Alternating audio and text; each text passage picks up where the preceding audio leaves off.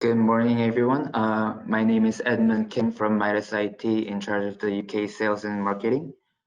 Today, our MIDAS Academy topic will be deep shaft in central London. And our speaker for today will be James Eddington. He is a principal engineer in McDonald's Foundations and Geotechnics team with over 10 years experience in the analysis, design, and construction of heavy civils infrastructure, including many deep excavations in various ground conditions. After his presentation, we will receive a few Q&A questions, and he will answer a few of them. And if you have any questions, please just feel free to type in or in the chat box or the question box. And we will be sending the answers after the webinar around like tomorrow or at least until next week. Thank you, and I'll hand the mic to James. So the contents here, I'll give a short introduction to myself and MOTS, then an overview of the Thames Tideway project, a bit in terms of how the actual problem for the Deptford Church Street shaft was defined, then go into how we've planned the model, the inputs to the model. I'll then pause the presentation to give you a sort of walkthrough of the model itself and point out some key aspects to the modeling process. Then a brief discussion on the structural connections and how we modeled those, and then a bit more of an in-depth look at the results before finishing with just a few photos from on-site. So firstly, a quick introduction of myself and Mott MacDonald. As Edmund said, after graduating in 2008, I joined the Foundations and Geotechnics team at Mott MacDonald, and since then I've been involved in a wide range of projects covering many different aspects of geotechnical and underground structural engineering. A couple of notable projects that I've been involved in are shown here. The one on the left is Mushrab Station, which is the main interchange station on the Doha Metro. And on the right, I'm sure most people are familiar with the Crossrail project through the centre of London. Mott MacDonald is a global consultancy operating in multiple locations, and there's some headline facts and figures shown along the top here.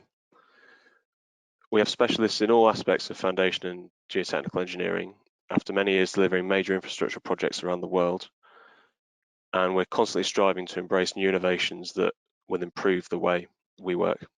Again, just a couple of major projects we've been involved in, shown here. So I'll move on now to an overview of the Thames Tideway project.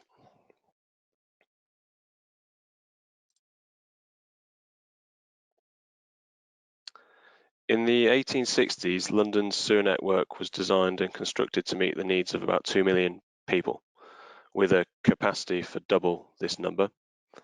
But by 1920, this capacity had been reached, and it's been growing ever since. The population estimates into the future clearly indicate that a solution is required to upgrade the capacity of the network.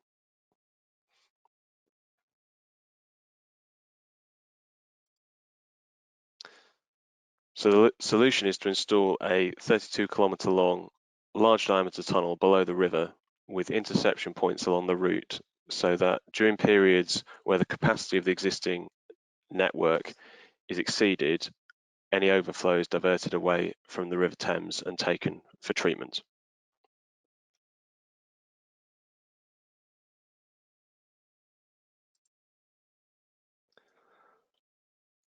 This is a plan view of the Thames Tideway route through central London, and the project is split into 3 sections, west, central and east, and Mott MacDonald have been working as designers for the Costain Vinci Bashi joint venture on the Thames Tideway East section.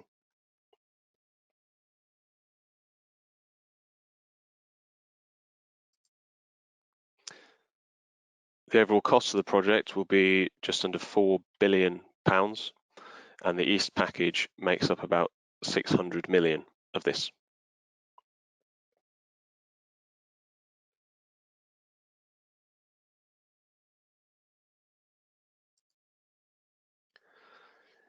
This schematic shows the route specifically of the Tideway East section, which forks at Chambers Wharf here, with tunnels totaling about 10 kilometres running down to the Greenwich and Abbey Mills pumping station, and then there's a connection through to the Beckton sewage treatment works for treatment of the overflow.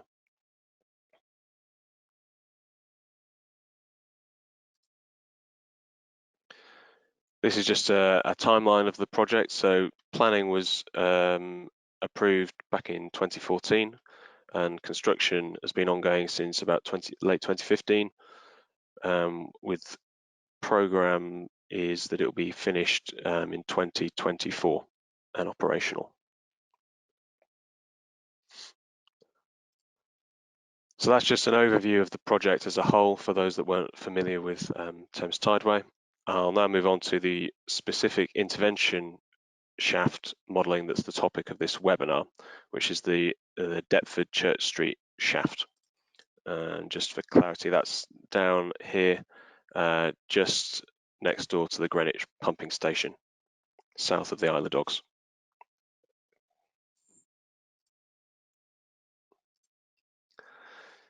The shaft itself is located on this triangular patch of land between Deptford Church Street to the east, an overground railway line running on the south side, and St Paul's Church, which is situated to the north of the site.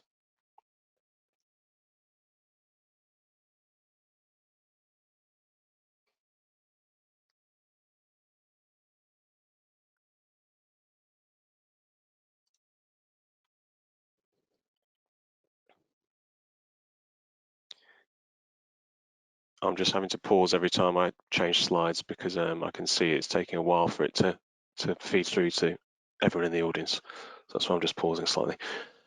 Here's a three-dimensional arrangement of the shaft elements. So below Deptford Church Street, we have the existing combined sewer which runs down to the Thames. A new interception chamber, shown here in green, will be installed to allow the excess flow from this sewer to run through what's called a combined sewer overflow, or abbreviated to CSO, and that runs into the shaft where it drops and enters the Greenwich connection tunnel in red.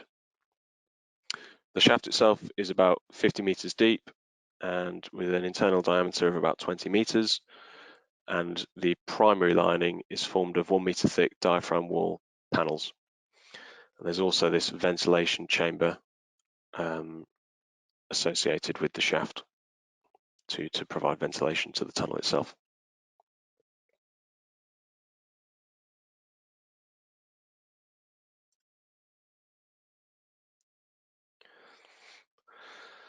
So part of our role in the project was to provide independent checking of the contractor's wall design of the shaft.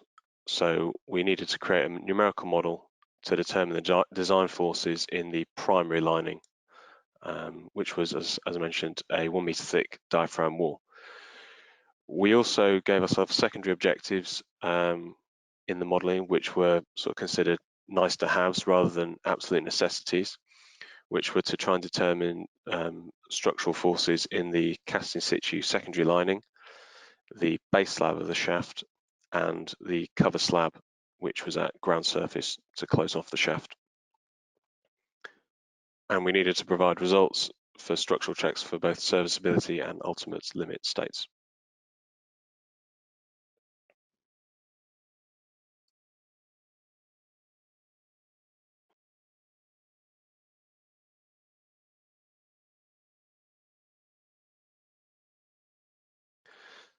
So one of the key stages in the development of any numerical model is the planning. And this is particularly important for 3D modeling, where model runtimes can become quite large, so mistakes in the model can lead to a lot of abortive work. So making an extra big effort early on in the process to properly plan models is invariably time well spent.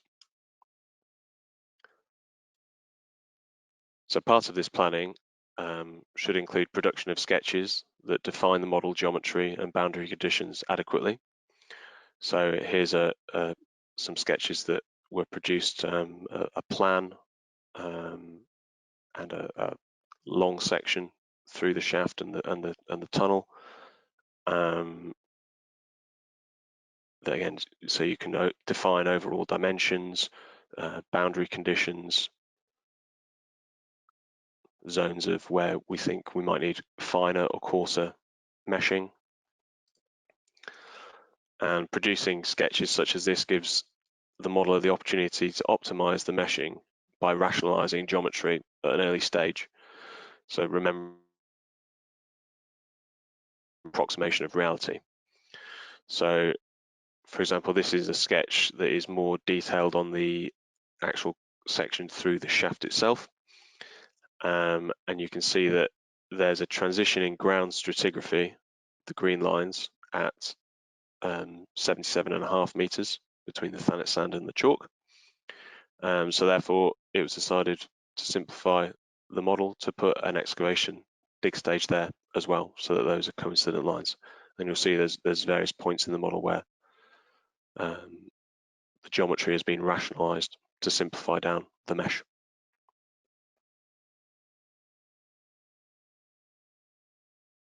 Other things such as water levels,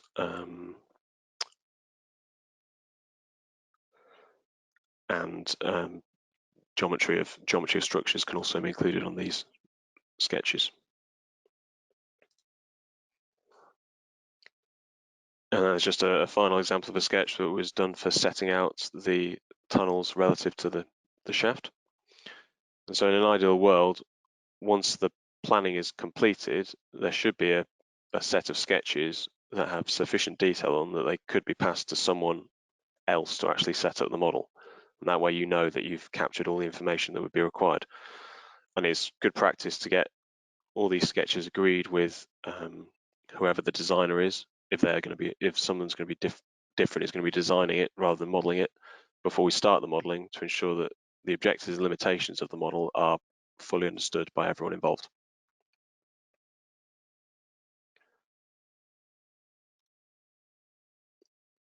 So I'll now run through the main inputs that went into the numerical model of the shaft.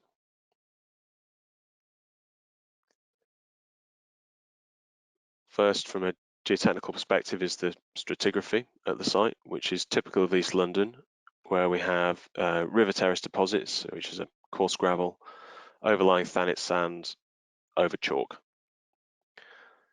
The groundwater regime is hydrostatic from about 7 meters below ground level in the short term as a characteristic line. And this characteristic groundwater pressure profile was applied to the analysis with outputs factored up accordingly for ULS design checks.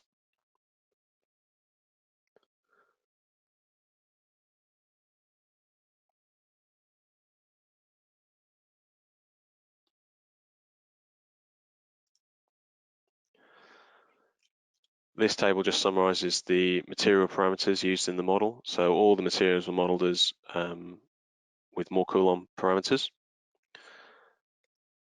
all drained as well.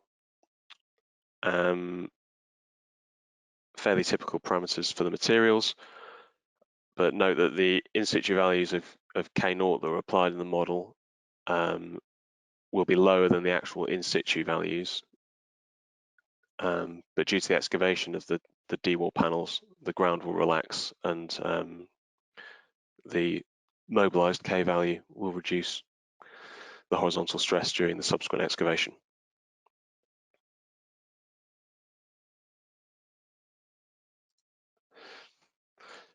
The next few slides just give a high-level construction sequence of the shaft, just for a bit of context. So firstly, the diaphragm wall panels are installed. So elements in red are what's going in, elements in grey are just background for the future.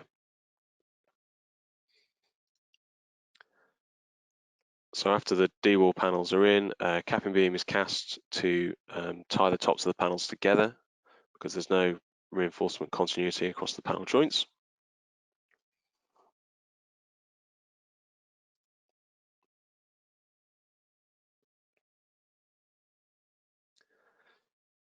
The secant piles which form a temporary wall for the combined sewer overflow installation are then installed, including a temporary cross wall at a short distance from the shaft.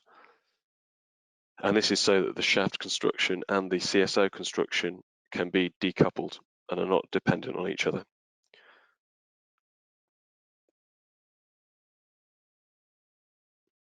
So there's no propping within the shaft, but there will be temporary propping within the CSO excavation.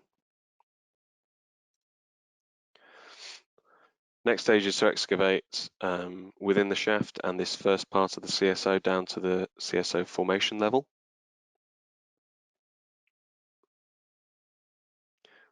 At this stage, during that excavation, temporary propping would be installed as required in this area.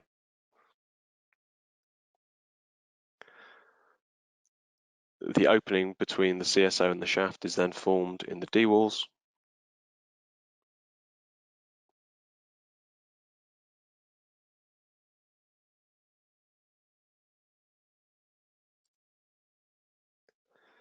And excavation proceeds down to the formation level of the shaft.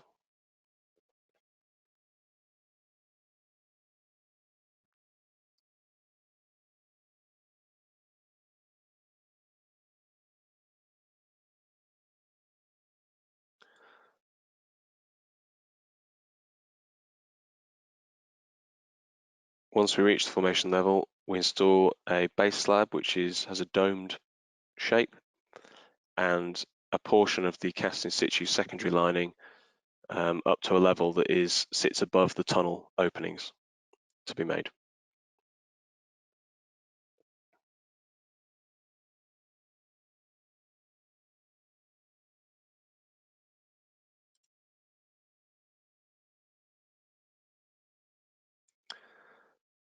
The shaft is then backfilled up to that level that the secondary lining has been cast to facilitate the TBM to drive through the shaft and form the openings in the diaphragm wall.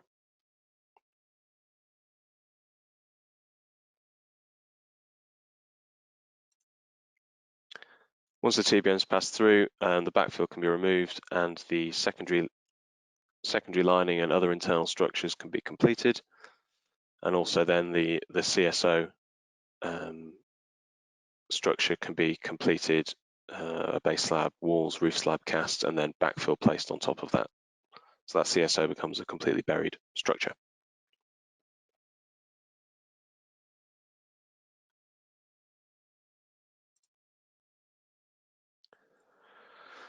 So that's the sequence. In terms of the structures that have been modelled for the shaft, they are summarised in this table. So the primary lining, 1 metre thick D-wall, the secant piles of the CSO, temporary wall, and the segmental line tunnels of the Greenwich Connection Tunnel were all modelled as shell elements. I will explain on the following slide how we approximated the secant pile wall as a continuous thickness shell of about 780 mil thickness, and also the reduced thickness of the shell elements applied for the segmental tunnel was due to its segmental nature. But the choice of this thickness, because it's not the primary objective of the model, doesn't have a big impact on the forces in the diaphragm wall, so isn't actually critical.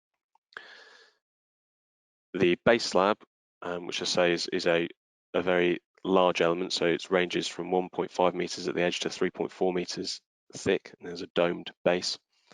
And the secondary lining were modelled as volume elements within the shell elements of the primary lining.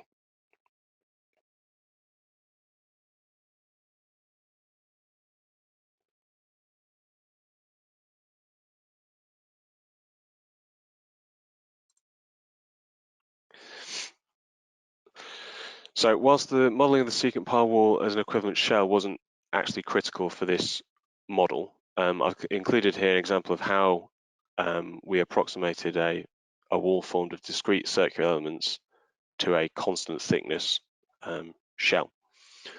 So the C-compile wall in reality was 900 mil diameter piles at 1.2 meter centers with a given concrete strength, unit weight, and stiffness.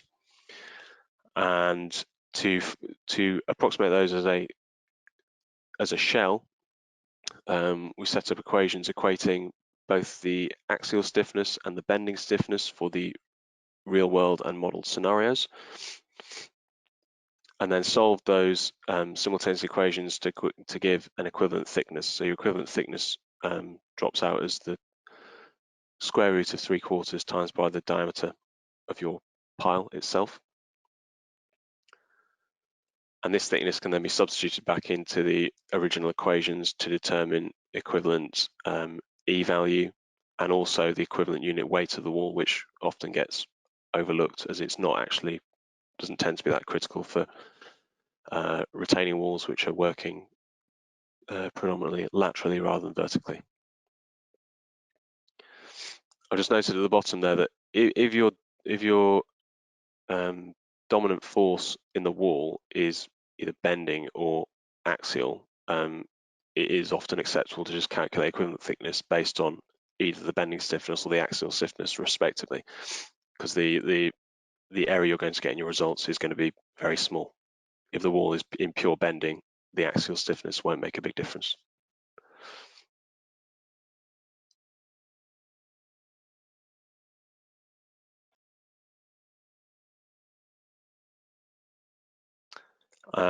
So during construction, the contractor provided us a plan of how the compound was going to be set up and the construction loads that could be expected. So you can see there's a fair few loads there at varying distances from the shaft. So to simplify down the modelling, we considered that a 20 kPa uniform surcharge everywhere around the shaft would be appropriate, rather than having to model all these specific loads which invariably would change on site anyway.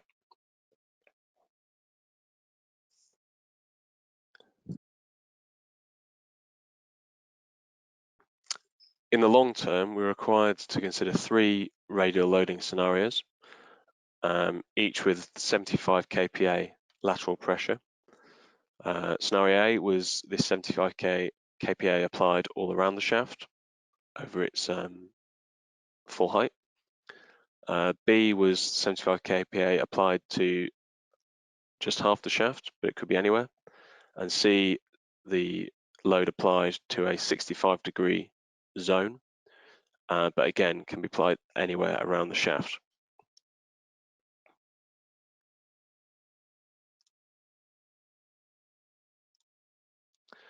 So given that leads us to infinite possible arrangements of this radial load, we came up with a limited number to apply in the modelling, which we considered to produce the worst case forces in the primary lining.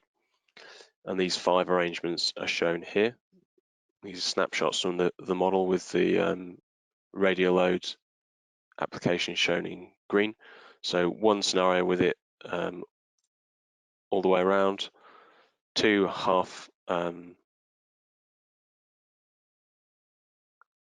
loading scenarios, and then 2 where it's just applied over specific 65-degree zones.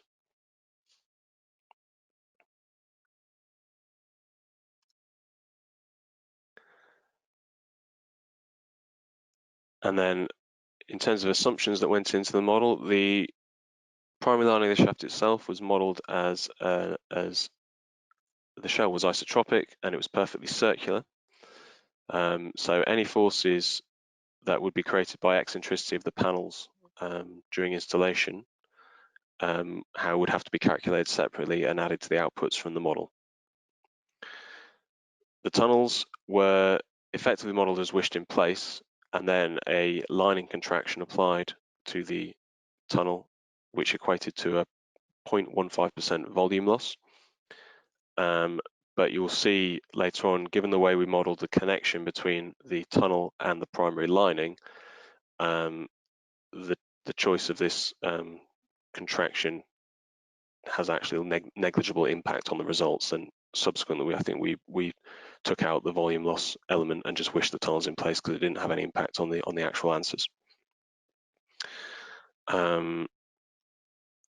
And then the final assumption that was made was that the groundwater level within the excavation would be maintained 0.5 metre below the dig level until you cast the base slab, and then the water pressure is allowed to recharge.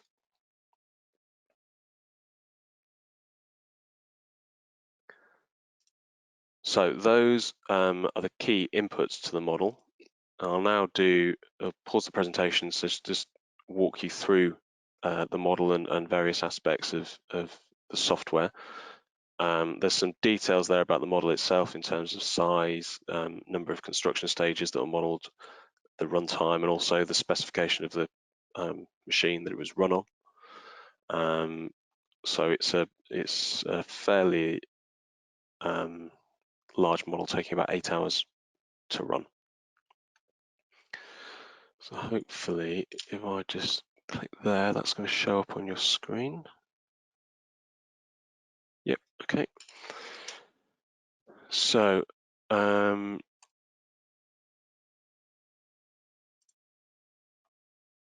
start off. This is the GTS NX interface, and this is our full model with it all meshed up.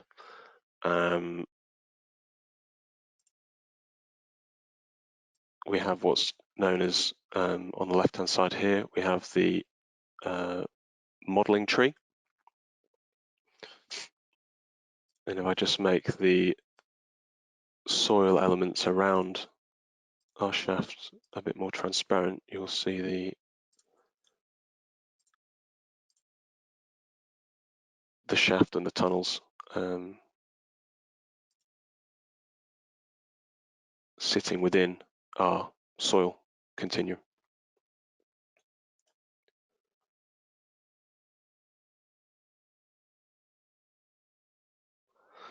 So also sitting in the model tree are the materials that we assign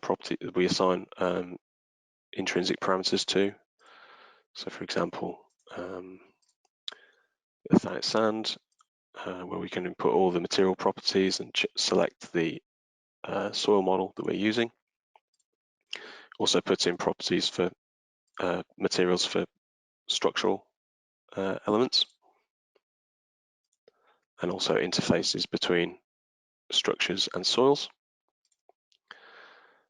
And these materials are then assigned to properties, which are either so 3D properties for soils and volume elements, 2D properties for shells, 1D properties for beams, and then also for interfaces. And then these properties are assigned to different parts of the mesh.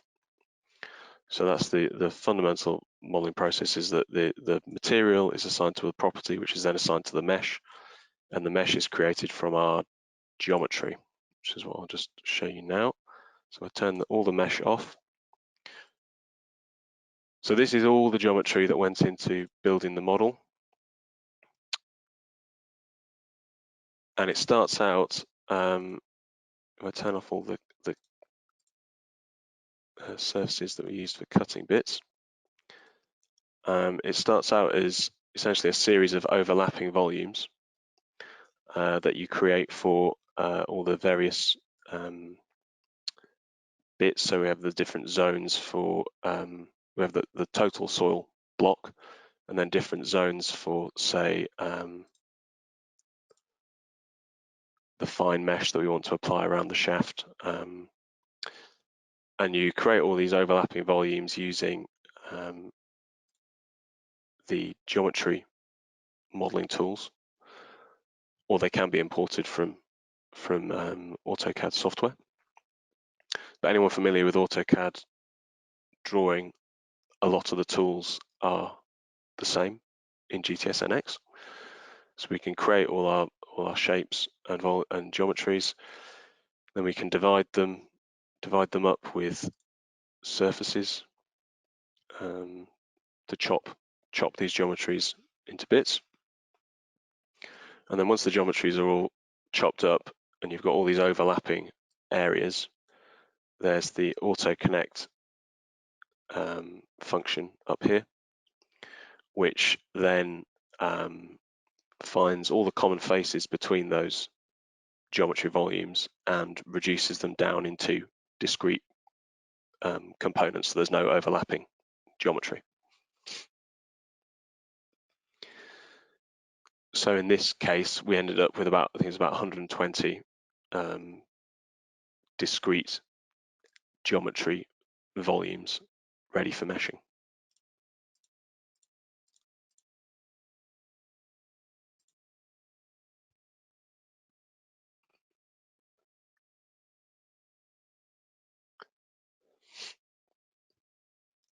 So the last thing I just want to discuss on geometry before we mesh, we've auto connected all our geometry, so we end up with all these discrete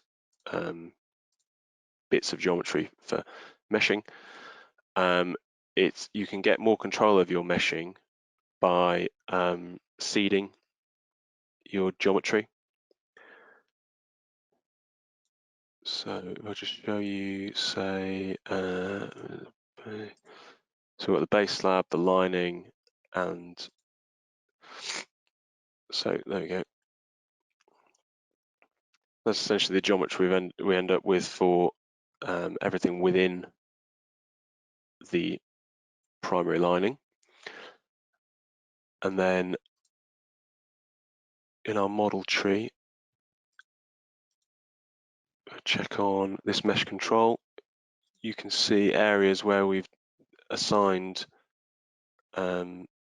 seeds to the mesh. So around the tunnel, where we want a much finer mesh, we can have great control over where we actually want to place nodes.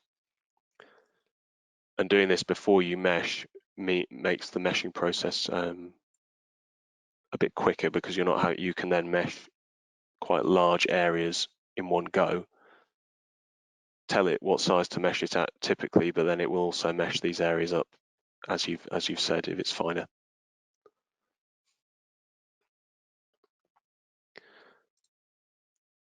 So in terms of the meshing, tend to work from the center or the most fine areas of the model outwards, so that you end up with a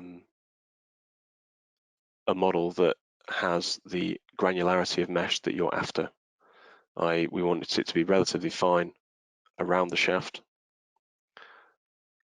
reducing down to a much coarser mesh when we get to the exterior.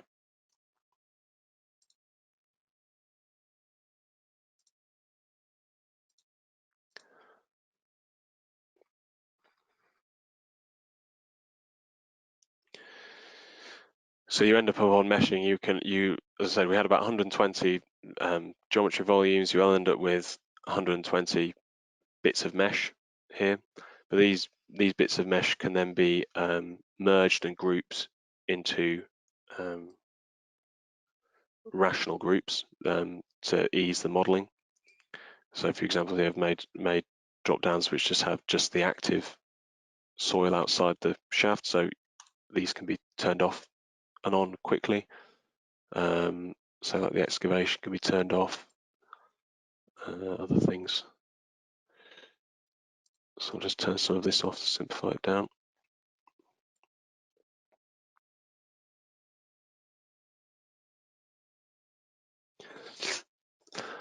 And the other thing in terms of generating mesh, so that was, you generated the mesh of all your soil elements.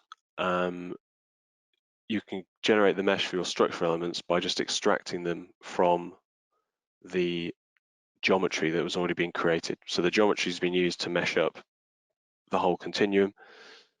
This extract elements function is then useful for just going in to a given geometry element. You know which faces you want to extract the wall from. You extract the mesh set, and then you can be sure that you've got nodal connectivity between your soil and your structure.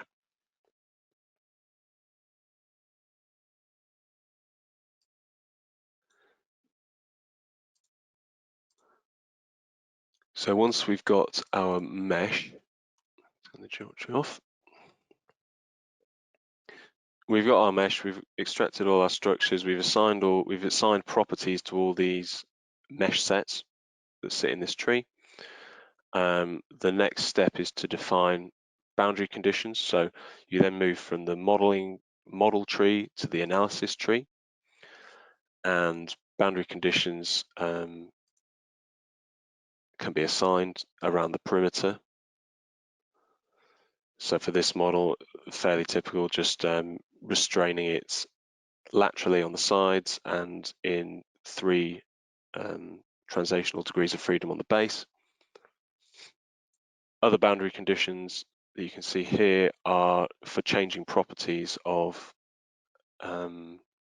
mesh sets during the construction. So for say example, the base slab, show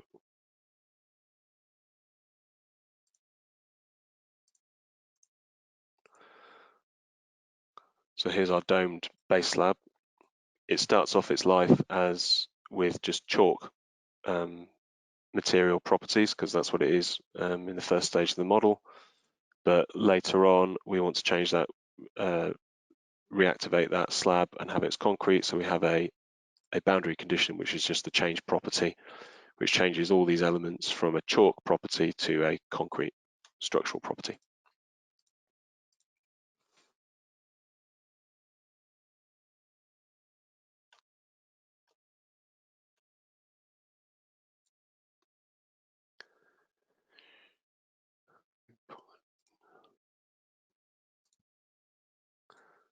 So there's the D wall, just make that opaque again. So there's our diaphragm wall shell.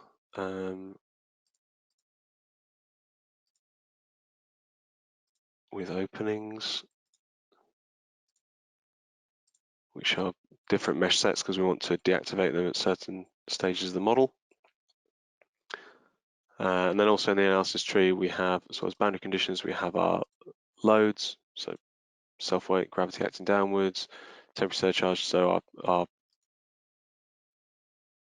radial surcharges assigned to the shells. So very simple. There's not a lot of superimposed loads on the model other than these radial loads and temporary surcharges at ground surface. So then once your boundary conditions and your static and your loads are assigned to the model, we have all our mesh, we can create a construction sequence.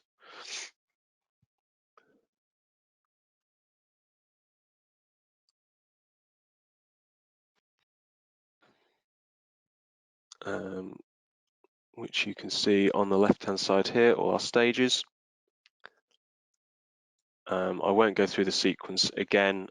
It basically follows the high-level sequence that I outlined before, but the modeling of the sequence works in GTS NX that you create the sequence, you create your stages, and then at each stage you can choose. At your first stage, you activate all the mesh that you want for your ground and whatever is there at the start. Boundary conditions such as ground support, self-weight, and that sets your initial condition. You also define water pressures at this stage. Then for subsequent stages, you are just selecting mesh sets that you want to activate, be that installing the walls, changing properties, applying loads, and then also mesh sets that you want to deactivate. So as you see, as we go through the digs, we are removing elements of the mesh.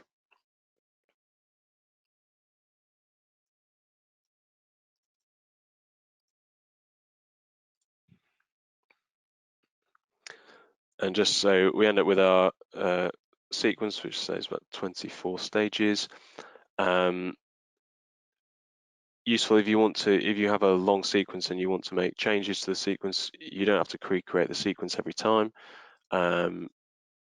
You right-click on stage set, add construction set, and you can copy existing sequences, and those will then appear in the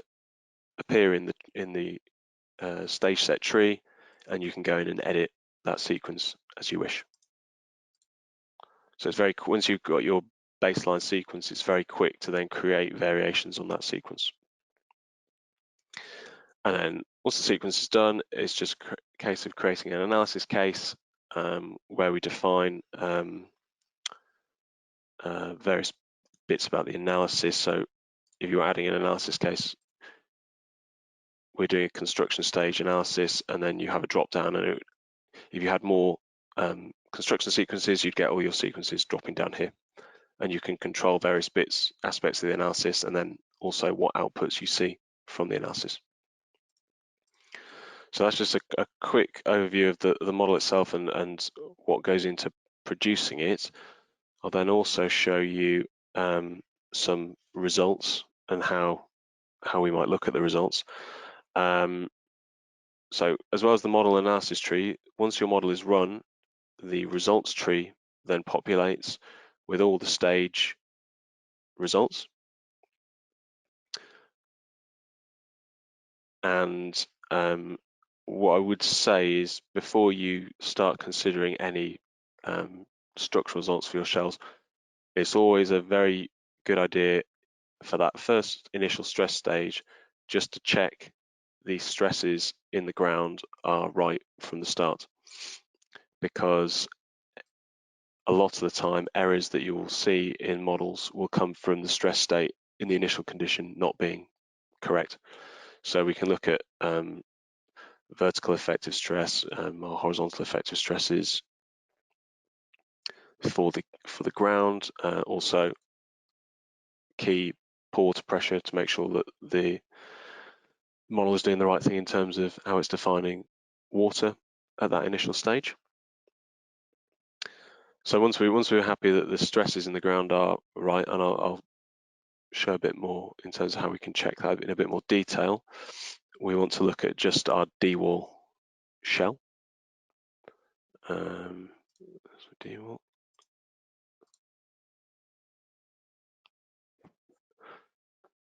So it disappears because the stage I was showing, it wasn't even activated. I'll go to a stage where it is there, say when we get to the bottom of the shaft, and we can look at shell element forces and say the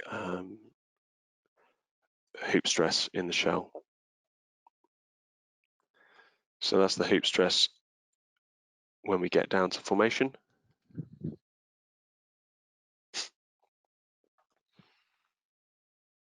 And you can display these results in a lot of ways. So at the moment, this is just doing the nodal average. You can do it by just the element centum result, which gives you a bit more of a granular view. You can do them continuous or fringe, which again gives you a slightly more granular view. You can also turn on contouring, and there's all sorts of ways to display shell results depending on preferences and what you're actually trying to show.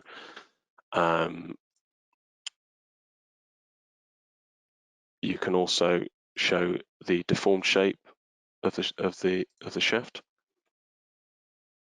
alongside the where it started from.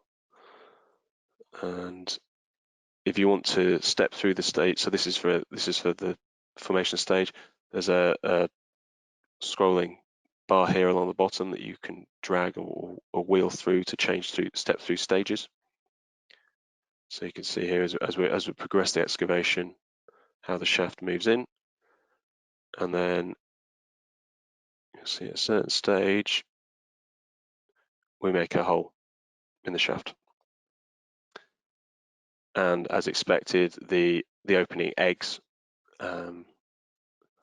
and the sides bend inwards, and the top actually tries to bend a bit outwards. So you get this classic egg shape around the opening.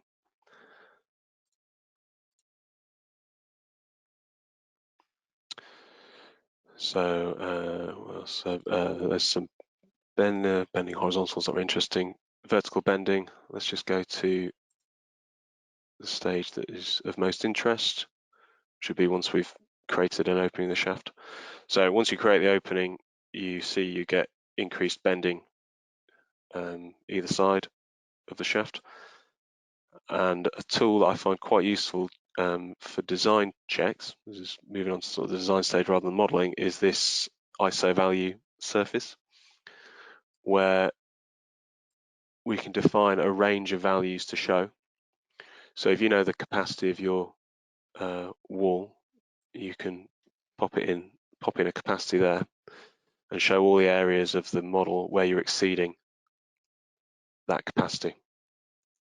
So very useful for quickly checking and defining areas of your structure where you might have issues or need for additional reinforcement.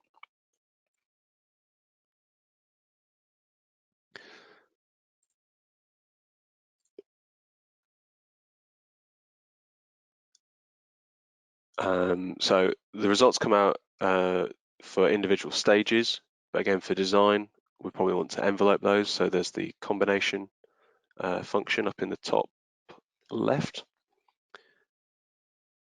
where you can select an analysis, you can select whichever stages you're interested, add them in there, and then create envelopes, either maximum, minimum, or absolute envelopes of your results, and that'll envelope everything. It's not just for the given result you're on, it'll do all your results. And so just like Blue Peter, here's one I made earlier. So there's the maximum envelope. And again, it just gives all your results. So now I look at the bending, that's showing me the maximum values throughout the whole sequence. And again, you can assign an ISO, you can do an ISO surface on that to check things. The other useful function in terms of the results is the cutting diagram. So we can, if we want to look at create curves of specific results, we can either cut a line or a plane on our structure. This, give it a direction, define how many points we want to look at, and then you apply and it will create a diagram. A bit tricky to see there, but then we have a tool where you can clip. I'll come on to the clipping tool in a second. But essentially, you can see here, there's a lot of these on-curve diagrams already created. Let's delete that one. And they stay embedded in the model forever. So even if you rerun the model and the results change, the on-curve diagrams remain in the results file. So they're always then, once they're created, they're always accessible to check things. So if I'm looking at the primary panel, vertical in the X direction, yes, we've already got an on-curve diagram there. So I say the D wall itself is masking that, but there is this clipping plane function here on the left-hand end of the toolbar,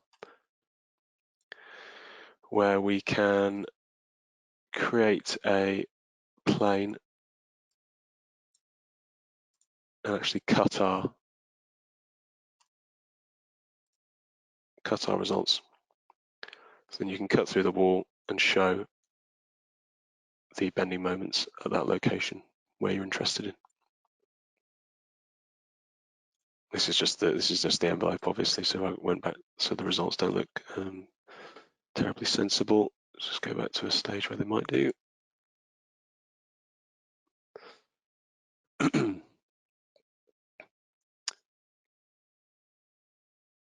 So there we go. One other thing, and I realise time's pushing on, that I wanted to just show is in terms of, we talked a bit about checking stresses in the ground, and one thing that I find useful to do is, well, one thing that you can do in the results is you can do a calculation of results. So if I want to check the mobilized earth pressure, in my analysis, so the K star I have when I get to the formation level, I can look at a given stage. So at formation, I can look at solid stresses, horizontal effective stress of that, vertical effective stress, add that, and I can do a calculation that is horizontal over vertical. I'll call it mobilized K. Just give it a name there. And then if you create that, it creates another result output, which is a sort of bespoke output that I've created, which is my mobilized K value, and it's the ratio between your horizontal and vertical effective stresses. I can then turn on my active soil if it wants to respond.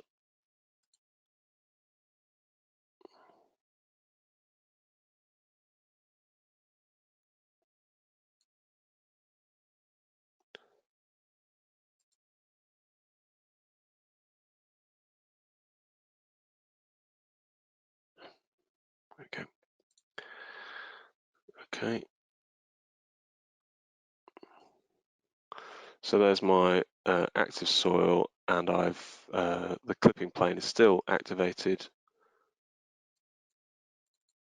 Double click on my result that I've just created, and because of there's some very small elements that will give you some funny numbers, you can adjust your legend to show just a sensible range of numbers. So let's just go up to 3.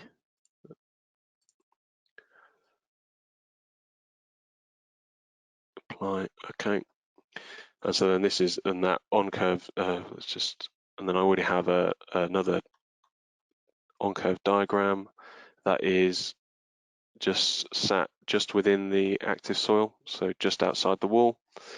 And so then this is showing effectively my K mobilized down the wall. So you can see that in the Thanet sand, which had a K0 started out at 1, we're still very close to that, 0.95 maximum. So not a lot of relaxation there, but down towards the formation level where we're getting a lot of movement, we're getting down to about 0.3, which is close to close to sort of the K a limit for the chalk. So this is again a useful tool for checking stresses and behavior of the ground, which is fundamentally what we want to be doing, to ensuring that the ground behavior is correct, so therefore we can have confidence in the structural behavior.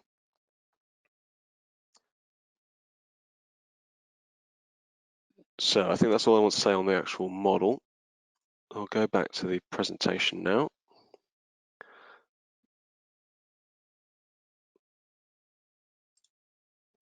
And just talk about one of the key aspects of the modelling, which we had to resolve, which was that the structural connections. And this is one that occurs frequently when modelling underground infrastructure, that you have adjacent structures that are in contact, but they don't actually transfer significant forces.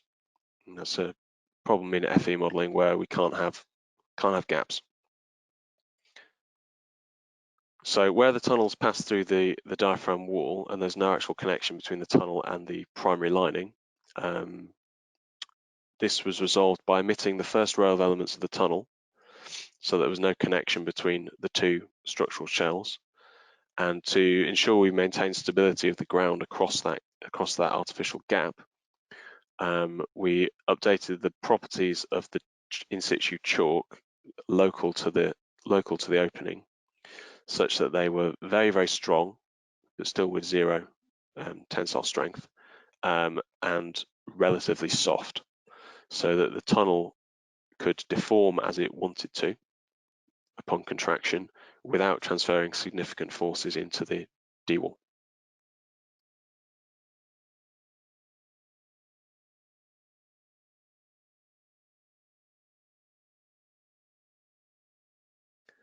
And we also did this for the connection between the secant pile wall and the shaft itself.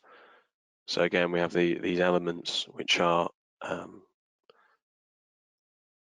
high strength but low stiffness, so that this wall can move relatively freely compared to the shaft.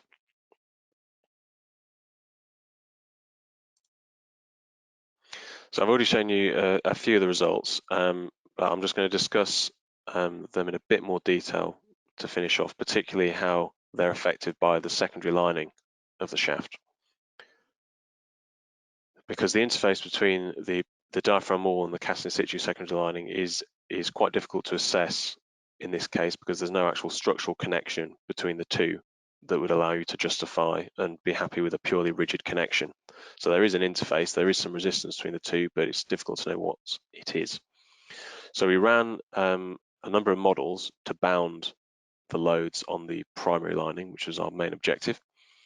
So we did a model without the secondary lining at all, which was expected to give us an upper bound on the forces in the D wall, and then also a model with the secondary lining included but rigidly connected to the primary lining, and that's model 2, and that should give us a lower bound on the D wall forces, because the primary lining will carry some of the load. And then we also set up a model that still just had a single shell for the shaft, so it's just the primary lining, but at the relevant stage we updated the properties of that shell to give us the equivalent properties of the combined secondary and primary lining. And this was just to see if the forces for the individual elements themselves could be reliably inferred from the outputs just based on a single shell, because a single shell is quicker to model, quicker to run, and if we can get numbers out for both elements just from a single shell, that's a improvement in the efficiency of the modeling process. So here's just some of you've seen these typical outputs already from the model. The critical bit being the forces around the opening as they're created. This is where you'll get tension forming vertically either side of the opening. So for our baseline model without any secondary lining, it was important that we validated and sense checked the outputs before we used it for design.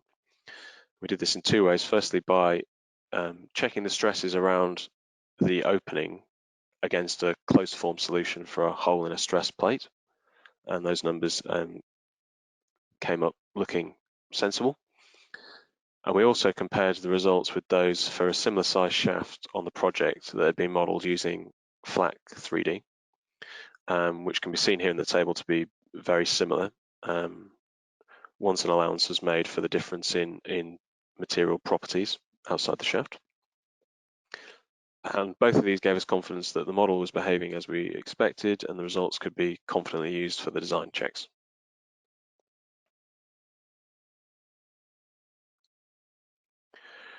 This table shows the forces around the tunnel opening for both Model 1 and Model 2, where we included the secondary lining. Remember that Model 1 is a single shell with the combined properties of the primary and secondary lining, and Model 2 has them separated out, one as a shell, one as a volume. And you can see that in both models, the hoop force at the crown increases and axial forces beside the opening increase as expected. The bending moments also change as you'd anticipate, but the absolute values here aren't as important as how the change in load is shared between the two linings, which I've summarized on the next slide. So this shows how the forces actually change between as the opening is formed. So in Model 2, the hoop forces are shared between the primary and secondary lining in a ratio very similar to their axial stiffnesses. So the D wall is 1 meter and the secondary lining is 650 millimeters. Whereas the vertical bending is shared similar to the ratio of bending stiffnesses, which is what I would expect. The horizontal bending is also shared in the same proportion as vertical bending, but this is only due to the isotropic shell assumption made in the modelling.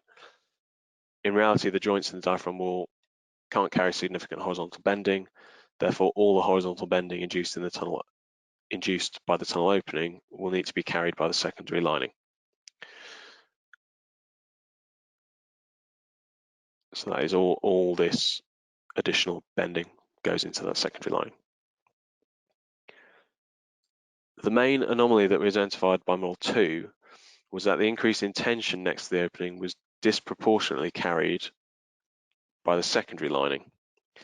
And I think this is most likely due to the geometric effects of the secondary lining being modelled at an offset to the primary lining. So as the opening eggs and the sides tend to bend inwards, which creates additional tension on the inside face of the lining. If you imagine the two linings rigidly connected and bending like a beam, the primary lining will sort of act as the compression zone of that beam and the secondary lining carrying the equivalent tension. So I think that's why, as we open up in that model, you see the primary lining take a touch more compression and the secondary lining take a lot of tension. How realistic that is, I'm not certain. It's probably down to the rigid connection between the two. So, because in reality, as they bend, there'll be some slip between the two linings. But what I could say is that using that number would be a conservative value with which to design the secondary lining.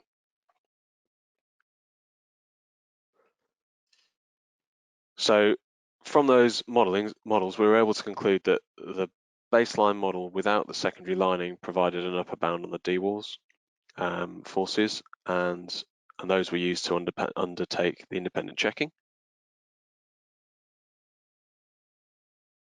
And the test models that we ran with the secondary lining included indicated that if you can accept a reduction in accuracy, so say you're just looking at the preliminary sizing of elements, modeling these two linings could be approximated by a single equivalent shell, and the results divided pro rata based on the relative stiffnesses, as long as you were aware of how you expected the forces to actually distribute.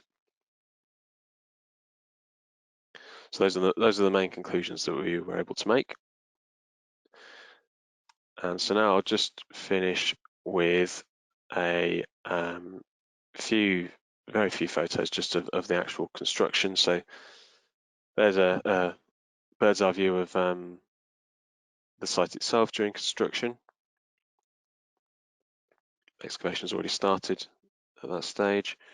There's another compound photo, and then a couple of photos of the shaft itself. So it's a view from the bottom looking up, and then also starting to fix the base slab reinforcement. And finally, that's just an artistic impression of what the green will look like once the shaft is fully completed and everything's put back to the way it is. So thank you everyone for listening. I've just gone over an hour, so apologies if people were expecting it to be a bit shorter. I'll just have a look and see what we've got in terms of questions.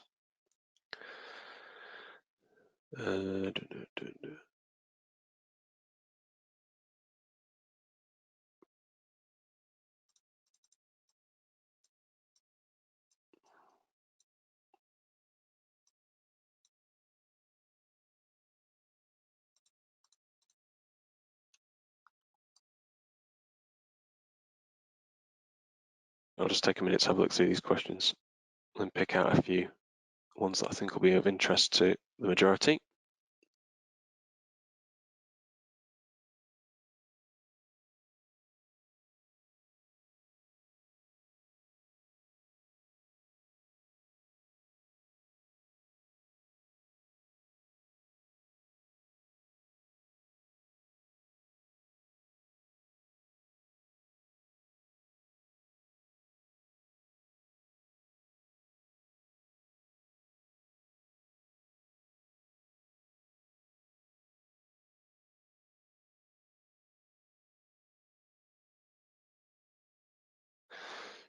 So I can see one here that's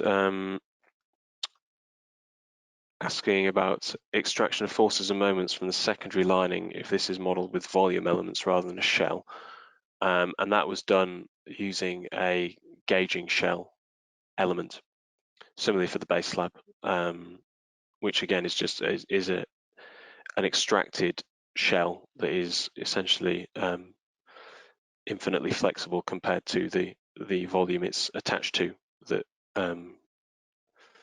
results can be extracted from in the typical ways you would for the shell.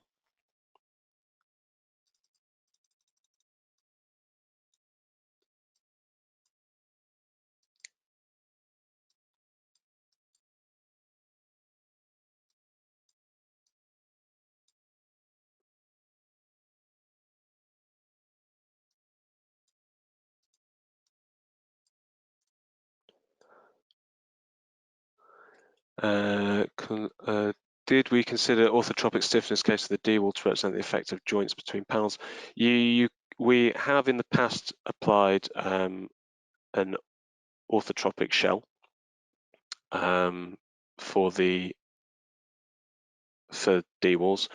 I think in GTS NX you can push the orthotropic ratio for shells to about 5 to 10 times the relative stiffnesses. Beyond that, I've found that the results start to become a bit strange. To really model it more accurately, you can model the panels as volume elements themselves with gauging shells and extract those values, which we've done on other projects where we've needed to have a higher level of accuracy. But for this case, we were just, as I say, undertaking an independent checking role. So it's really a case of satisfying ourselves that what is shown on the drawings will work in practice.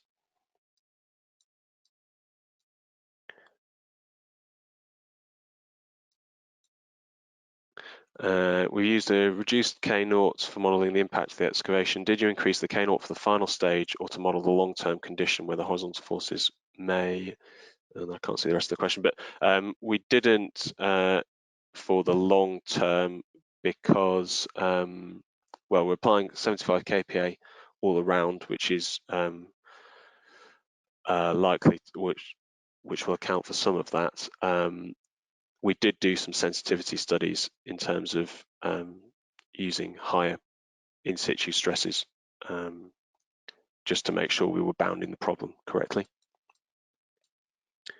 Just confirm, yes, the groundwater is hydrostatic, but you can model subhydrostatic conditions in GTS NX.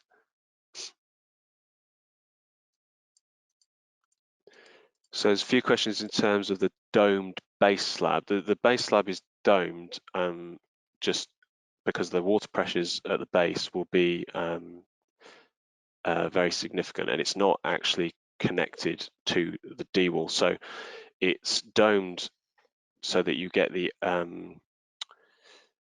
upward force then will arch and apply a lateral pressure onto the wall. It's really to redistribute the forces coming through the base slab so they're more lateral into the wall rather than vertical.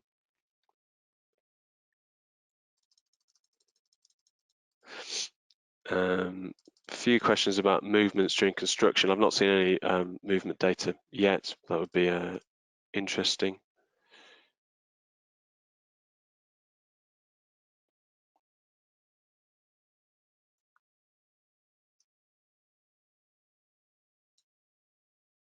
One more.